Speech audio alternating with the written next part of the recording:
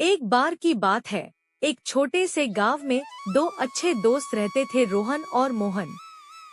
दोनों को कहानियां पढ़ने का बहुत शौक था। एक दिन गांव के पुराने पुस्तकालय में उन्हें एक बहुत पुरानी और अजीब सी किताब मिली। किताब के कवर पर लिखा था, जादुई कहानियों की किताब। दोनों ने उत्सुकता से किताब खोली।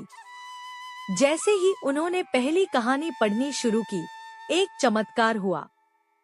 वे अचानक से कहानी के अंदर पहुंच गए। कहानी एक जंगल की थी, जहां पेड़ बोलते थे और पक्षी गाने गाते थे।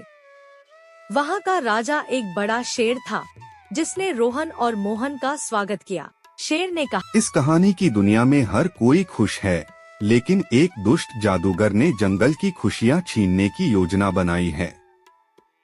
क्या तुम मेरी मदद करोगे? दोनों दोस्तों ने हिम्मत दिखाई और जादूगर से लड़ने का फैसला किया। जादूगर का किला एक बड़े पहाड़ पर था। वहां पहुंचने के लिए उन्हें 3 कठिन परीक्षाओं से गुजरना पड़ा। पहली परीक्षा, उन्हें एक उलझा हुआ पहेली हल करनी थी। रोहन ने अपनी बुद्धिमानी से उसे हल कर लिया।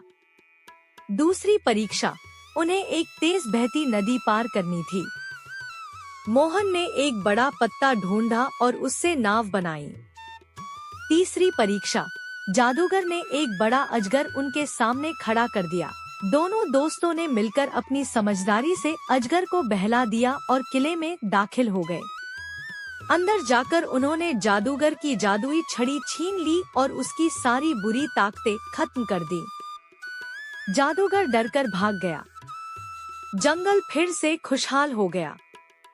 जब कहानी खत्म हुई, रोहन और मोहन ने खुद को फिर से पुस्तकालय में पाया। लेकिन अब उनके पास जंगल के राजा का एक तोहफा था, एक जादुई पंख, जो उन्हें हर मुसीबत में मदद करेगा। दोनों ने किताब वापस रखी और खुशी खुशी घर लौट आए। सीख, समझदारी और साहस से हर मुश्किल को पार किया जा सकता है।